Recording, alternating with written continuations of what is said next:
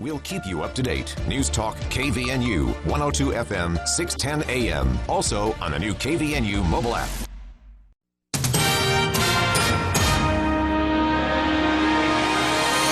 KVNU News Time is 5:05. I'm Bill Walter with this news update brought to you by Roof Rescue.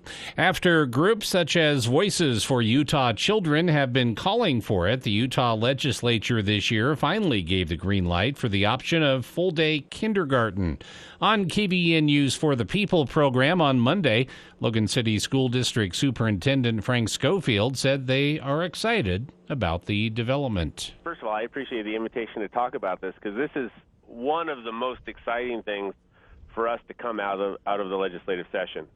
There are a number of districts across the state that have been experimenting with full day or have full-blown implementation of full-day kindergarten and have seen great outcomes. Of course, academic outcomes, but also just emotional development and social development outcomes for our students.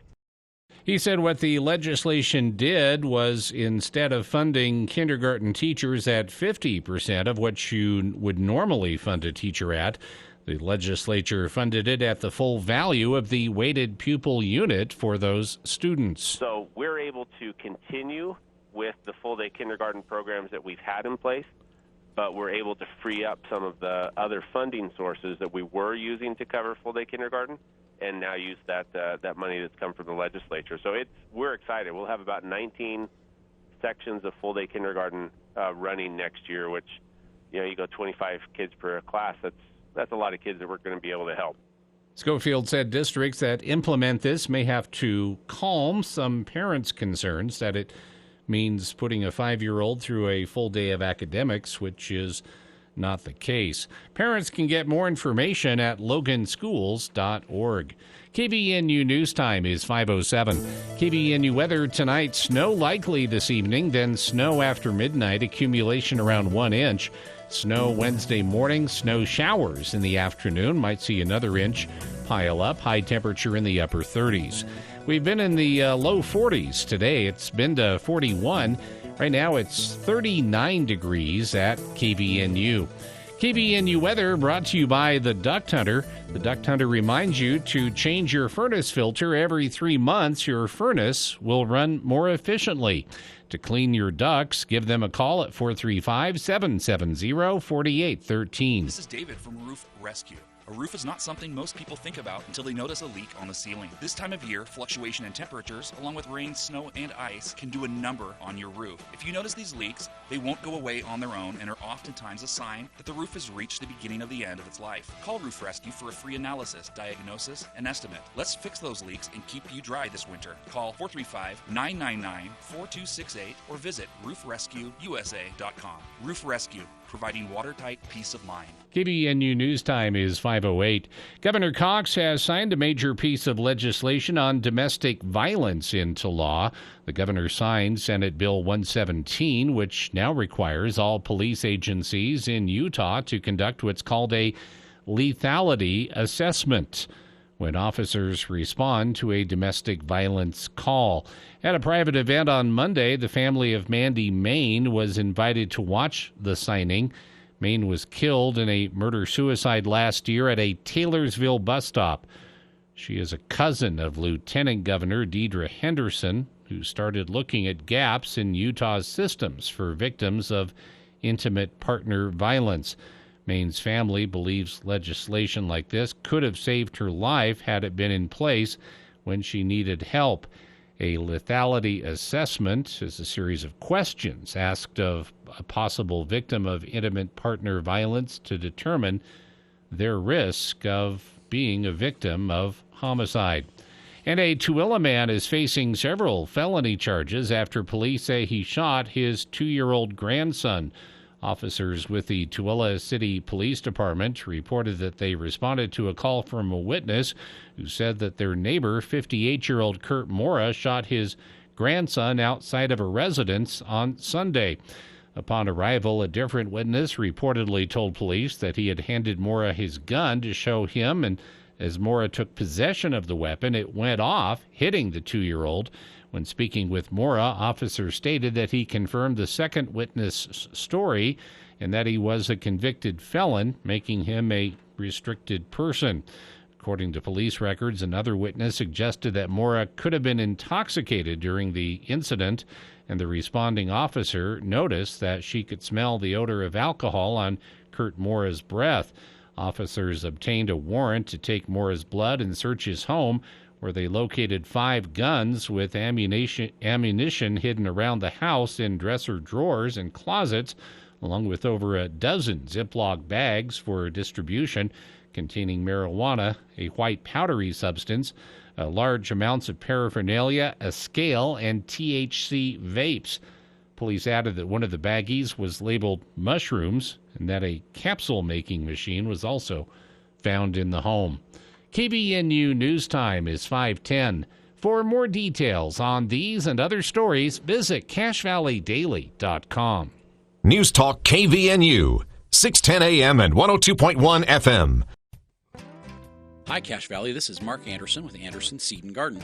I know that you might still have snow piles in your yard, but now is the time for bare root plants. We have every kind of fruit tree like apples, pears, peaches, nectarines, and cherries. We also have small fruits like raspberries, strawberries, grapes, onions, and even blueberries. Anderson's is having our bare root sale right now. The bare root tree sale doesn't last long, so come in now and get the best selection before they're gone at Anderson Seed and Garden, 69 West Center in Logan. Own a small business or a farm? You thought about solar? Listen up. A new USDA grant was announced allocating $300 million for farmers and small business owners to put in solar. That's right. The government will help you get solar installed, covering 40% of the cost. And don't forget, as a business, you can save up to 50 or 60% more with federal and state tax credits. Second Sun Solar will install your system and help with the USDA paperwork. Call Second Sun Solar today at 435-363-9917 or online at utahsolardirect.com. Feels like Tuesday.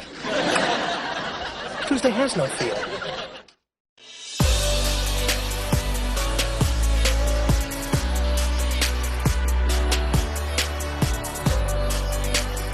Welcome back to KVNU's For the People.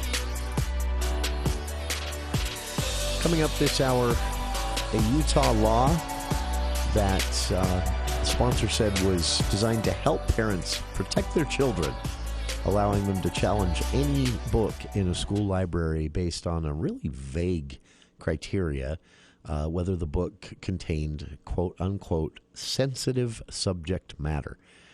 Critics at the time said that could be interpreted a lot of different ways. Are you sure you want to do this?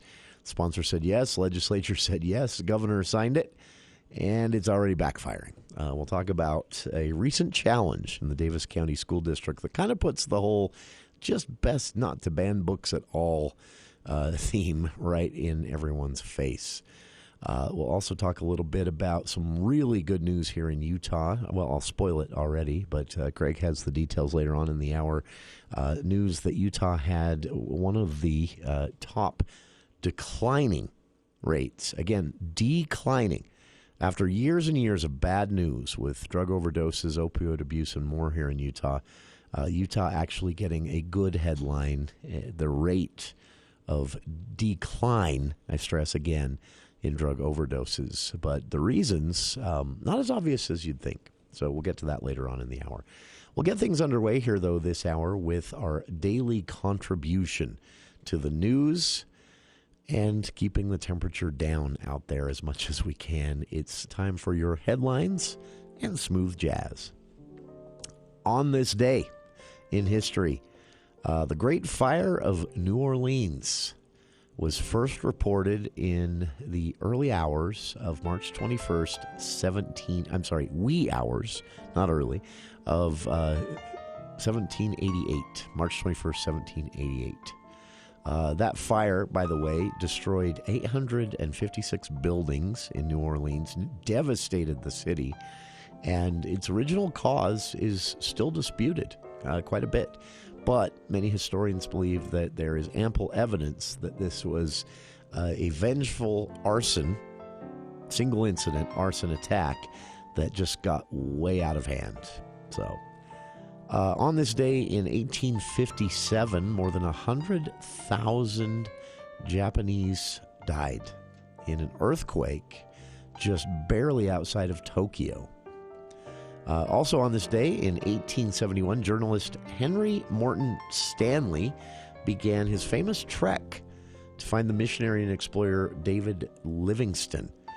This led to, hundreds of books and documentaries that have been made, and it became an obsession of Stanley's life, actually. People of my age group and older will know what I'm talking about. Anybody younger probably won't. But this day, you'll remember this probably, Bill. It was an iconic cultural television event. On this day in 1980, J.R. Ewing was shot. Ah, yes. You remember Who that? shot J.R.? Who shot J.R.? Everybody was asking a question, Yeah, and I'm like, who cares who shot J.R.? Was my take on it. Oh, yeah. That was kind of how I felt, but I was 10. But it was huge. It was everywhere. And then this is interesting. So Gen Z is in. This will make everyone feel old. It made me feel old when I saw the Purple Rain one the other day. But retro T-shirts are back for Gen Z. Kids under the age of 20, you'll see them wearing Purple Rain T-shirts and Diana Ross T-shirts. I saw one of those the other day. I also, on campus at USU when I was up there recently, I saw someone in a Who Shot JR shirt. It was obviously a new shirt. This hadn't been kept since 1980. It was a new shirt, but that old logo. It was, I forgot there were T-shirts at the time. So, and on this day... That's actually for the boomers, too, even. Oh, yeah. Who Shot JR? Baby boomers, yeah. So it's interesting because now you have that T-shirt crossover. Baby boomers, Gen X, millennials, and millennials know, and now Gen Z interested in this retro style. Everybody can enjoy a Who Shot JR T-shirt now. But yeah, that was on this day in 1980 that famous episode where J.R. Ewing was shot in the shower, right? I think so, yeah. Wasn't it like Psycho? He survived. Oh, yeah, he came back. Spoiler alert, he didn't die. He died for a season, and then he was back. Famous birthdays today. Bach. Bach. Composer Johann Sebastian Bach, born on this day in 1685. French mathematician and headache for every high school kid around the junior year of high school. Joseph Fourier was born on this day in 1768. Actress Timothy Dalton, or as I like to know him, the least popular James Bond ever, was born on this day in 1946. Gary Oldman in 1958 on this day. Matthew Broderick on this day in 1962. And Brazilian footballer Ronaldinho was born on this day in 1980. Also American football player Adrian Peterson, born on this day in 1985. So those are your notable moments in history. Continuing on with your headlines and smooth jazz. This is the coolest story, I think. I don't know if it's nostalgia or if I just really feel like this is something we've got to hang on to for cultural and even economic reasons, but not everything can be or needs to be or should be a big chain, I guess is where I'm coming at with this one. A really, really colorful profile by CashValleyDaily.com's Rod Bohm on the front page of CV Daily today, profiling Weldon Cheney, a barber in Preston. You've seen the shop if you've gone through Preston. It's been there forever. I didn't know it used to be a mechanic shop. That I didn't know. But for about 18 years now, Cheney has operated it's pretty perfect name, Weldon's Barber Shop, right on Main Street in Preston. State Street, they call it in Preston. And it's cheap. It's $14 a haircut. But his story is one that you want to read. From losing his wife last year with 2 daughters at home, his wife went into the hospital for what was considered to be a pretty routine scope-type surgery. Things went wrong, and she never came home. Weldon said that being a barber was not really on his want-to-do list as a profession when he was younger. He's built homes, barns, and he said that he was really just kind of trying to figure out what he wanted to do. Went to a lumber yard and saw a barber cutting hair at the lumber yard, he said, when he was young, and That looked like, so he said, here's this guy working in a warm place in the winter while everybody's outside freezing. He's just kind of shooting the breeze with people and providing a important service at the same time and supporting his family doing so. And Weldon thought, I might want to try that. So he went to haircutting school right here in Logan, got his license to cut hair, turned a small engine repair shop on State Street in Preston into a 2-chair barbershop, which it remains today, and started cutting hair. 18 years later, he's still at it. His whole story, though, his life story, how his family has, attempted to recover and cope with the loss of his wife and mother of his 2 daughters, who went in the hospital in Murray last fall and did not come home. Weldon said, she died just when my daughters needed her most. Everyone, including me, was surprised that she didn't come home. No one was expecting this. And he said, they're getting through it day by day. He is talking about hiring another barber in the coming weeks because business is so good there for him in Preston. And due to inflation and other things, he said the price might be going up a couple bucks from the $14. But still, if you've gotten a haircut recently, that is probably one of the cheapest haircuts you'll find if you can make the drive up to Preston to support Weldon, his family, and his barbershop business. Great profile and great study as well on, I think one of the most memorable barbershop storefronts that I've seen in a really, really long time. Bioelectricity. This is in the news. So the electrification of America is a political discussion, or I guess I should say a public policy discussion these days. With the widespread and increasing adoption of electric vehicles, e-bikes, and more, there is talk of, can our grid handle this? Also, if the switch to these electric cars and things like that is happening out of concern over climate change and what we're doing to the environment with fossil fuel pollution, burning it, we need to also think about where we're getting all this electricity. And that's generally how it plays out in the public policy realms. Well, scientists, as they're known to do, throwing a wrench in things. A new book published chronicling what the author calls the most underexplored area of science when it comes to electricity, and that is the simple fact that we, human beings, we're actually quite electric. It's called Bioelectricity, and the author, who's flown out to California just this month with the timing with the publication of her book, not intentionally, to test experimental DARPA technology that uses electric jolts to speed soldiers' abilities. So they're talking about juicing soldiers with suits that could provide electric shocks, give them just enough of a boost when jumping or running or even focusing in a sniper situation. This is kind of right out of the Avengers, if you think about it, but this is a real thing. It's actually fascinating science. And bioelectricity, the author, whose last name is Addy, she says this is not new at all. It's just something that scientists just, I guess, found boring, she said, and they never explored this fully. She ran across it as a graduate student, and she said, I just couldn't forget about it. So in my private time, when I was able to, and then eventually in my professional time, when I was able to get funding for my research, she said, I just kept going at it. She said, I've been called everything throughout the years. One of my favorites, though, is electro-quack. She said, I owned that one with pride. And she said, the reason for this is that for a long time, this was a kind of a scammy, grifty part of medical science, when these unproven medical devices that literally stem from the popularity of the Frankenstein movies were marketed, oftentimes with photos of them reanimating frogs and things like that. And they were marketed in a way that was, fraudulent. But she said that she was able to go all the way back to the 18th century to find Italian scientists actually using this technology to cause muscle movement as part of therapy for those injured in various ways. She said that's when it really started for me.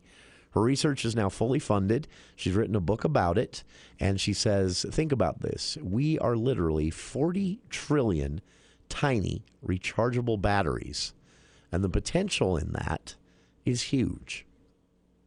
I'm curious. Check it out. Her book, We Are Electric, was published just this week. I've linked to a review from Science News on our Facebook page. And those are your headlines with smooth jazz. We'll be back right after this. This year, celebrate your anniversary with diamond jewelry from S.E. Needham Jewelers.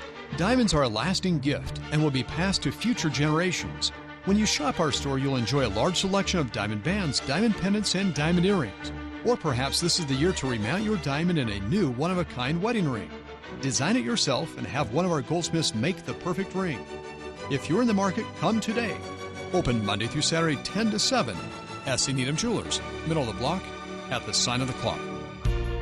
As a small business, achieving your financial goals and ambitions can be a steep and rocky mountain to climb.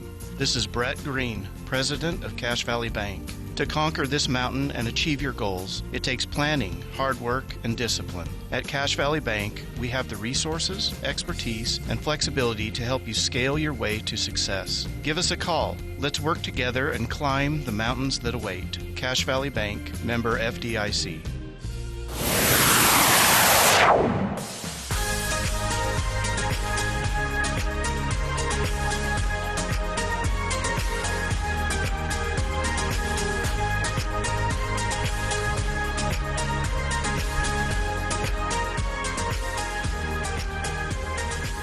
Coming up, KVNU's own Craig Hislop has some details on a good headline for once involving drug overdoses, the opioid epidemic in Utah.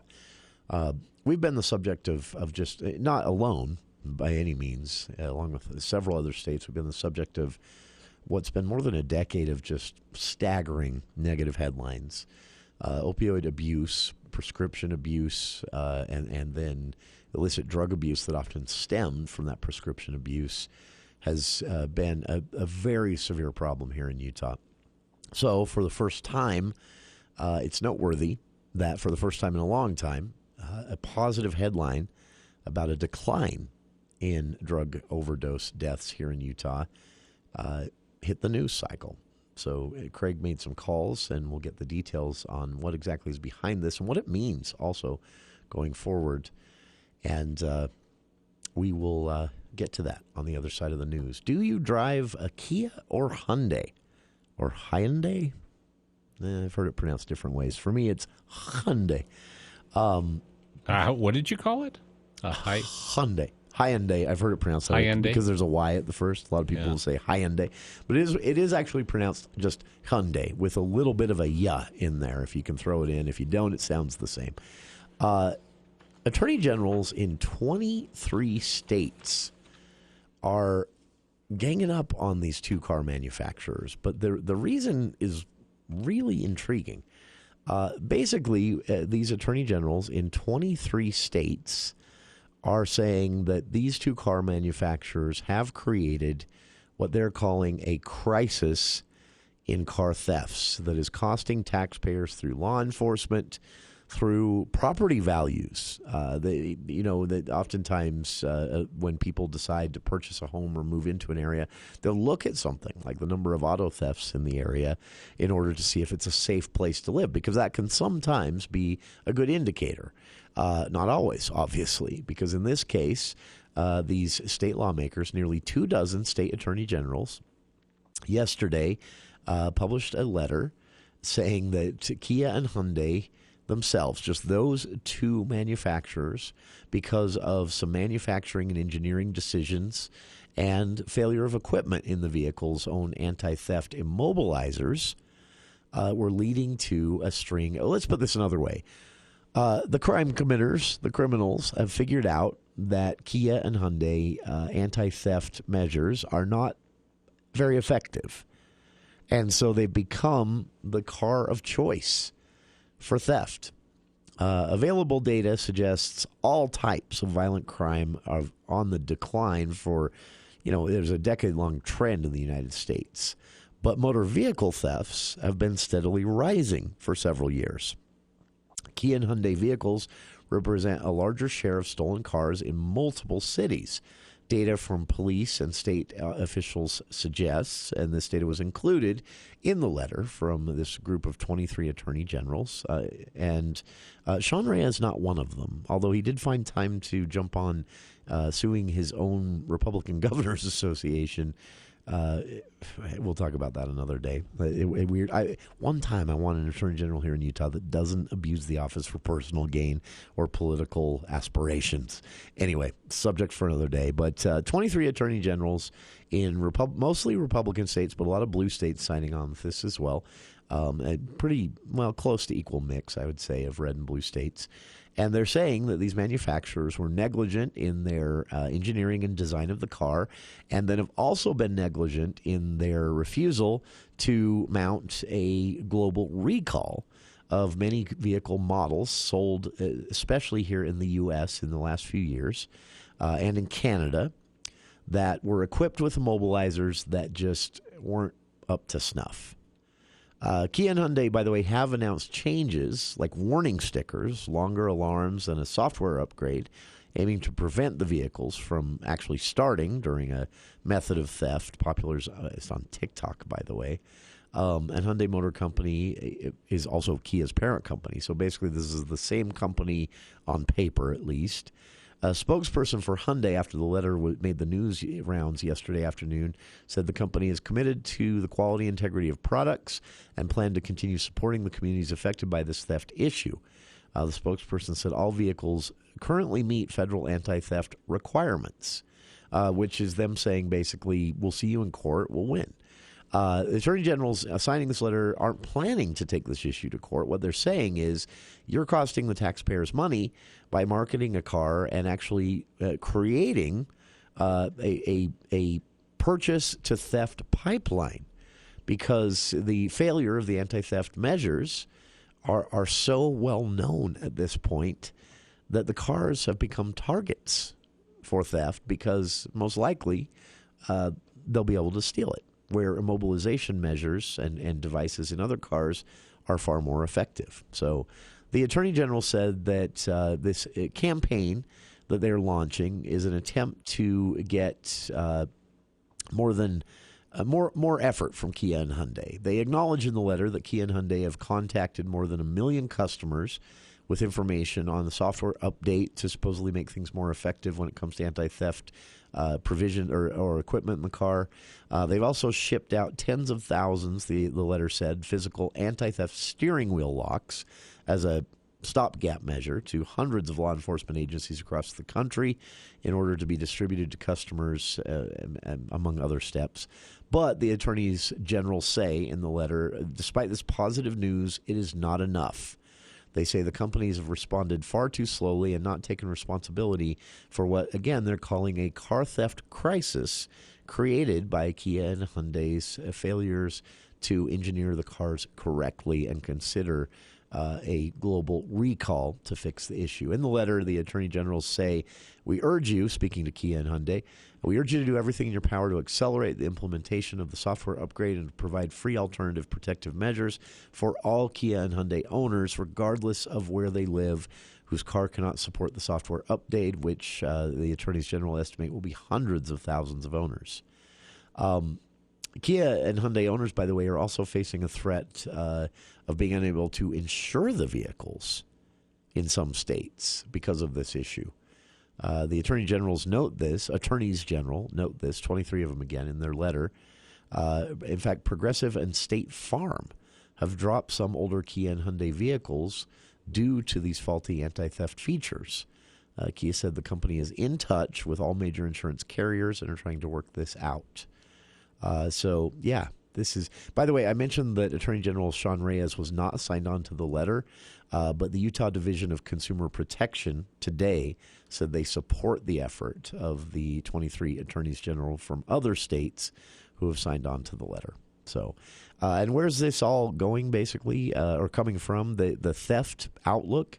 I'll give you one example. In Chicago, in 2022, data says from police departments, there were over 7,000 thefts of Hyundai and Kia vehicles, according to the Illinois Secretary of State's office. When reported by CBS Chicago, spokesperson or an attorney for the car manufacturers threatened the news agency with the report over the report itself until they said, well, we got this data from the Illinois State Secretary of State, talked to them. They dropped the threat at that point, and the thefts, by the way, account for 10% more.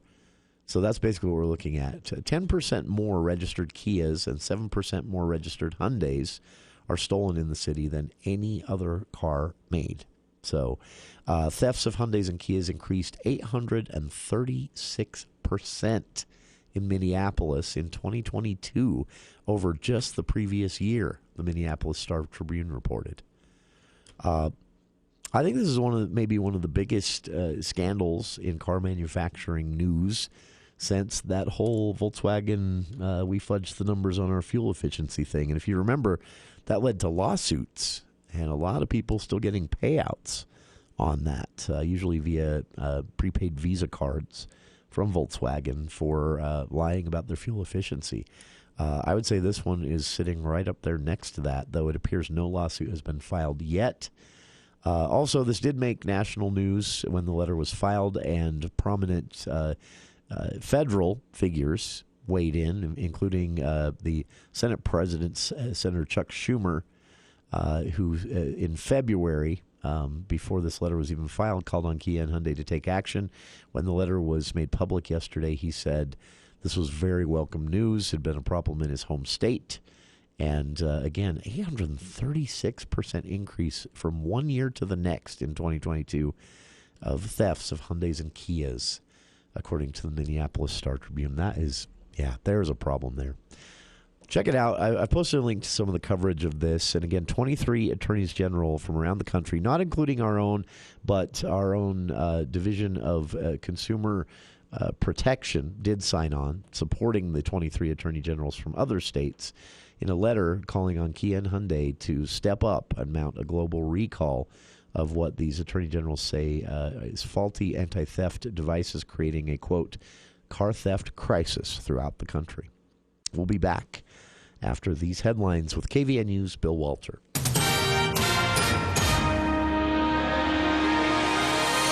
Thank you, Jason. KVNU News time is 5:37. The news brought to you by Logan Extermination.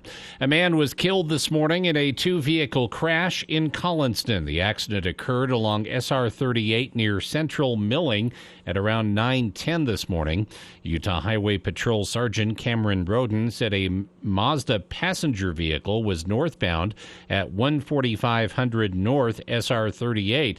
At the same time, a white Ford F-250 pickup truck was southbound when the two vehicles clipped each other. Officers are currently investigating what caused them to sideswipe each other, whether one drifted over or whether they were just perfectly matched in the middle of the road, but they ended up sideswiping each other as they passed. The impact of the collision peeled the metal off of the driver's side doors of the Mazda. The driver was not hurt and did not need any medical care. Meanwhile, Roden said the truck lost control after striking the Mazda and rolled. The driver of the Ford pickup ended up going off to the right onto the shoulder and then overcorrecting back to the left and rolling, in which that individual was at least partially ejected and died as a result of their injuries at the scene. First crews on the scene reported the white truck upside down in the road. The driver was found under the truck. Troopers did not report whether either occupant was wearing a seatbelt. Roden said the identity of the driver will be released tomorrow following notification of family. Law enforcement is warning residents of a rash of automobile thefts and burglaries that have occurred recently. The notice came from the Smithfield City Police Department. In a social media post Monday, officers said some of their citizens have fallen victim recently to criminal activity involving automobile thefts and burglaries. The warning was posted days after police asked for the public's help identifying the suspects who stole a vehicle last Thursday morning. Police wrote, quote, "We value our citizens and their property and desire to keep Smithfield City a place to live and work in," end of quote. They provided 3 steps to deter being a victim of these types of crimes. 1, secure your vehicles whenever they are not in use. This applies for both daytime and nighttime use. Criminals are quite literally out and about during the daytime and not just at night. Also, lock your garage doors at night. Often when doors are left unlocked or bay doors left all the way open, criminals are bold enough to just walk right in and help themselves. Also, remove any valuables from your vehicles, such as handguns, purses, keys, key fobs, and things of that nature. These items are at the top of criminals' lists when it comes to theft.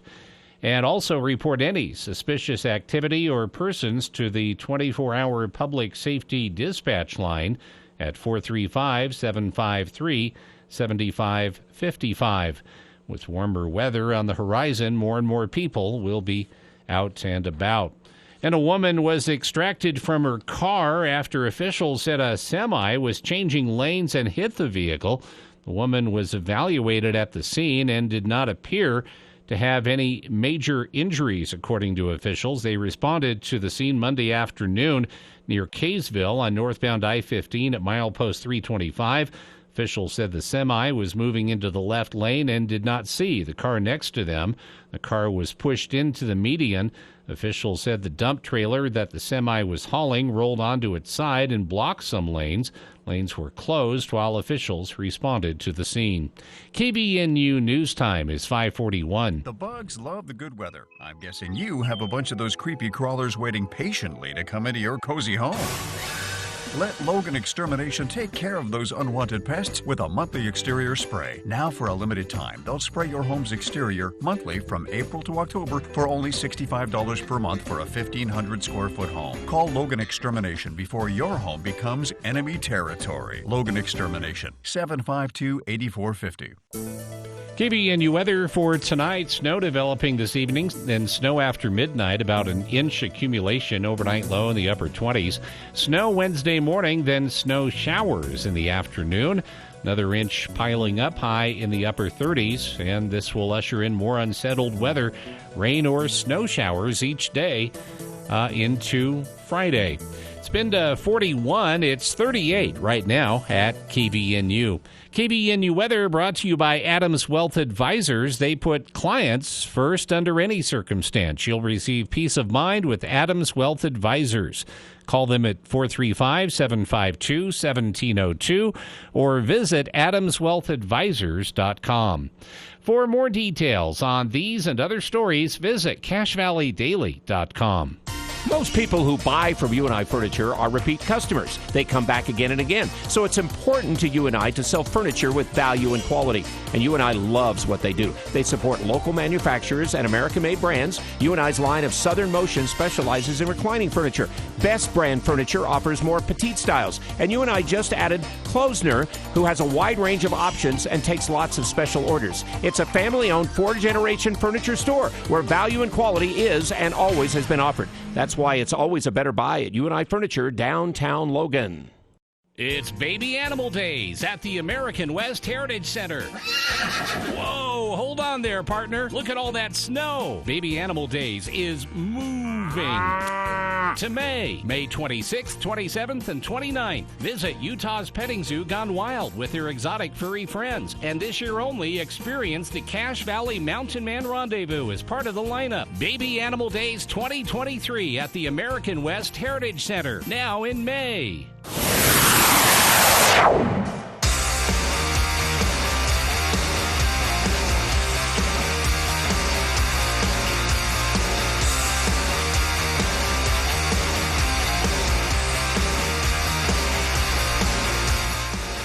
Welcome back to KBN News for the People. Coming up, a recently passed Utah law that allows parents to challenge books in school libraries off of a very vague standard, which is if the book contains, quote, sensitive subject matter. Critics, when the bill was passed a year ago, said this will be abused, and the sponsor said, no, it won't. And the bill passed, the governor signed it, and guess what? The critics were right. And this has led to a challenge in Davis School District of the Bible. Of course, this is someone just making a point, but it's a good point. And it's also a reminder this is why you don't ban books. We'll talk about the specifics of the challenge, though, and how this has put the Davis School District in between a rock and a hard place, to say the least, because they have to respond to the challenge. We'll get to that coming up in just a bit. And the sponsor, Representative Ken Ivory's reaction to the news today.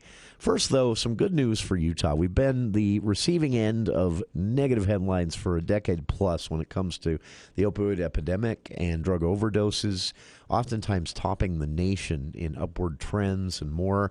Finally, some good news. Utah has the nation's, as of this week, fourth highest decrease in drug overdoses. Now, of course, we're coming from a high point, so there's still a lot of work to do, but nation's fourth highest decrease in drug overdoses. Very welcome news. How did this all come about? Craig Hislop had a chance to talk with Nick Van Zant, a senior research analyst and insurance expert, about the whys of all of this. Here's Craig. Well, thanks, Jason. Drug overdose deaths in this country are now at an all-time high, but in Utah we are seeing a decrease in overdose-related deaths. There has been a 7% decrease in drug-related overdose deaths in our state over the last year. That's the fourth highest decrease nationwide. Nick Van Zant, who is a senior research analyst and insurance expert at Quote Wizard, has joined us. Nick, is there a cause and effect explanation that might help us to understand why Utah has had the fourth highest decrease in overdose deaths in the last 12 months? It's always difficult to pinpoint it to exactly one thing. But I think that when we look at Utah, what we really see is that nationwide we saw a big increase in overdose deaths right at the height of the pandemic. We're talking in some cases as much as 40% in some places. In Utah, though, we have started to see decreases as we have moved away from the height of the pandemic. And we have seen decreases in states like Utah that are not usually associated with particularly having a very big problem compared to other states with drug overdoses. So I think that as things have gone back to quote-unquote normal, Utah has started to go back to where it was before. And that's why we have seen the decreases in Utah, where in other states we have continued to see increases that have much more of a pronounced problem with drug overdoses and drug use. Mm-hmm. I mentioned your background as a research analyst, but you're also an expert in insurance. Now, are there insurance programs available to us that help us deal with these drug overdose challenges? Absolutely. And that's one thing that I think that people should really be cognizant of, is that if you have health insurance, it is mandated by law, whatever your health insurance is, your insurance company has to cover substance abuse treatment and counseling. So if you or somebody you know is having a difficult time, and we have seen over the last couple of years a lot of people having a difficult time, there should be no stigma attached to people coming forward and saying that they need help. And if you need help, if you are struggling, your insurance company has to cover it. One of the big difficulties that we saw is that during the height of the pandemic, call it summer, spring 2020, a lot of people lost their jobs. We had record unemployment. When that happened, they also lost their health insurance. So they no longer had as much access to these types of services. And I think one thing that we could do moving forward is that I think that we have to make it so that health insurance is affordable outside of employment, because it can't be that if you lose your job, you lose your health services. Yeah. I don't think that that's a very viable thing moving forward. Nationwide, and I'm going to ask you if the numbers are true in Utah, but nationwide opioids account for about 70% of overdose deaths. Is that true in our state? Yeah. It's true in just about every state where we have seen that overwhelmingly opioids account for most of the deaths.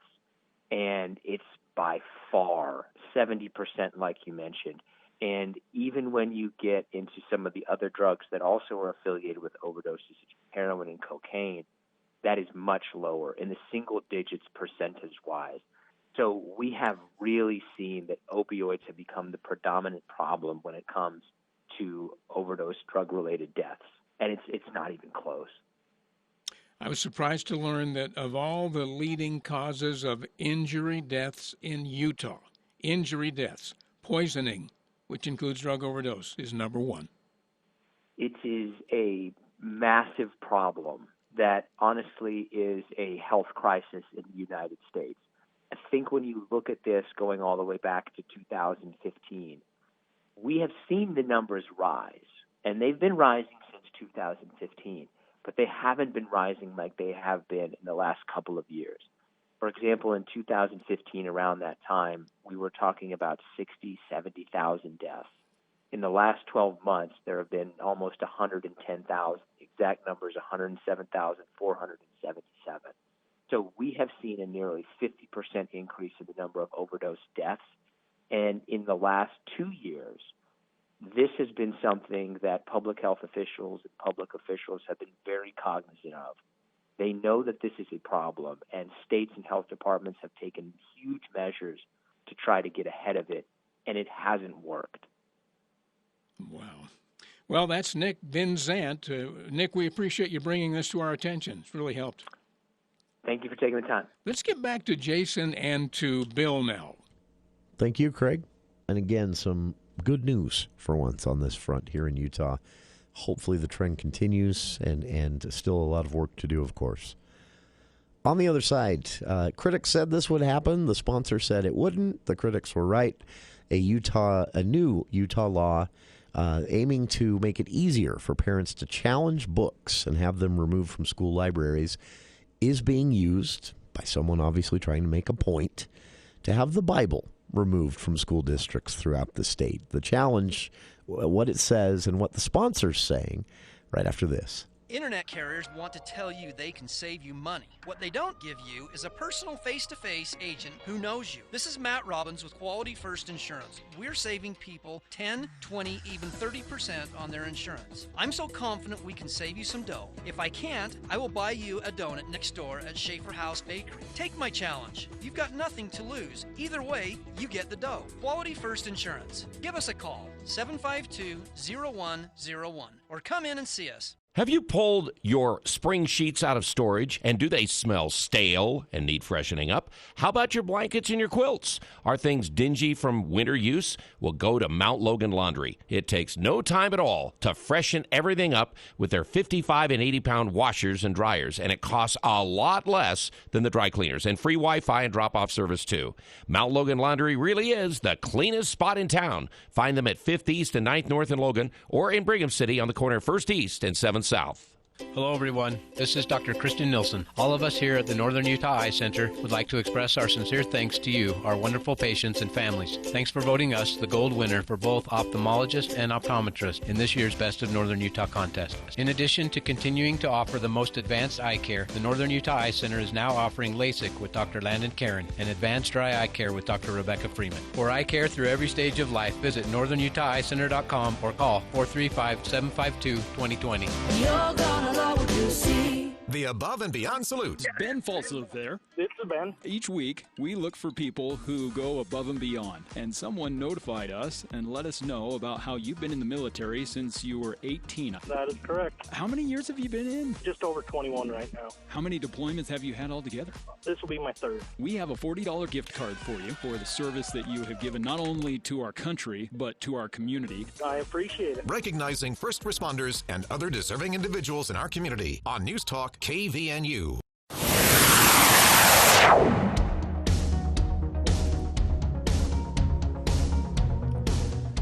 Final news story to spotlight on the show today. And I'm doing this because we never seem to learn this lesson.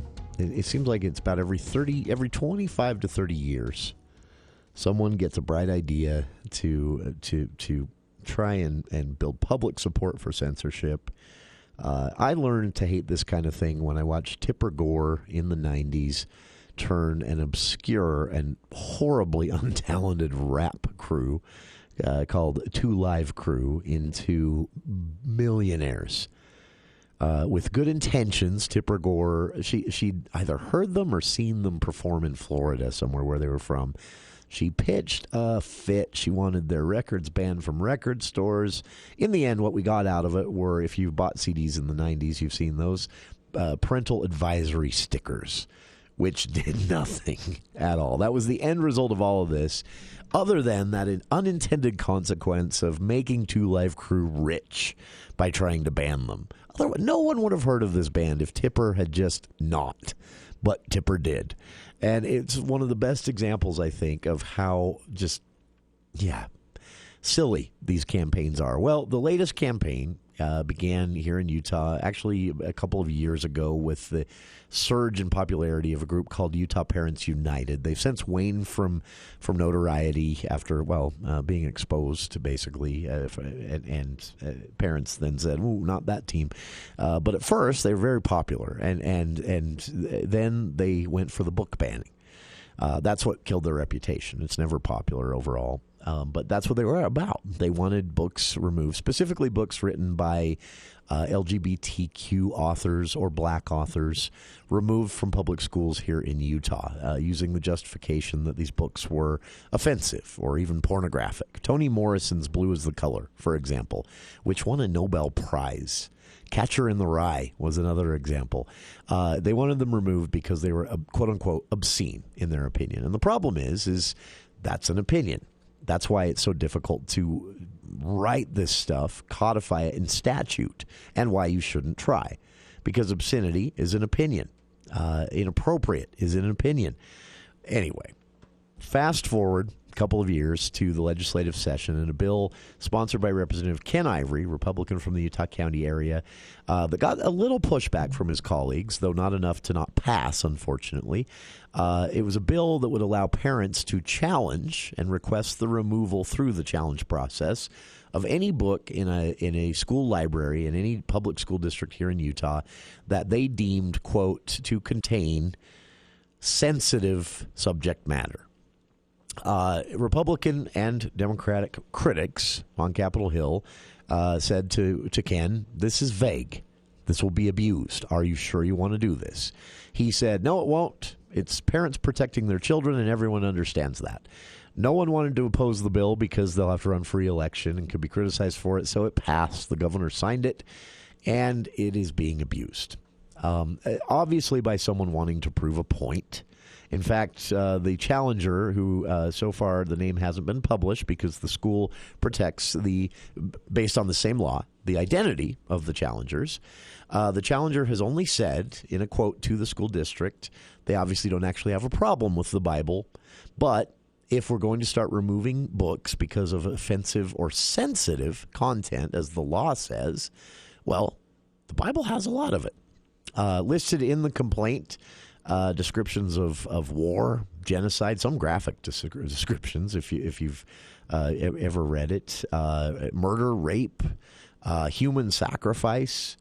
One specific biblical story that most will know well is a story of two daughters who, Bill, do they drug or induce drunkenness? It's a drink, don't they? They serve alcohol to their father. Is that or do they drug him? I can't remember the details. I think it's that. Yeah, I think it's just alcohol. They get him drunk, and then the two daughters proceed to engage in incest with their father. It's obviously these stories in the Bible are told with a reason. It's not just gratuitous R-rated stuff. There's usually a point, a purpose, a lesson, right, with the Bible stories. But statute here in Utah does not discern between the two. If it's considered sensitive subject matter, the current law says you can challenge the book and the district will have to remove it. This has put the Davis School District between a rock and a hard place. Imagine the backlash with the headlines, "Davis School District removes Bible from school library shelves." But because of Ken Ivory's law allowing parents to challenge books and have them removed from school libraries based on a vague, contains sensitive subject matter criteria, the Davis School District might have to do exactly that. The lesson here, honestly, a la Tipper Gore and the story I told from the early 90s, making Two Live Crew rich and famous, trying to ban them. Don't try to ban books.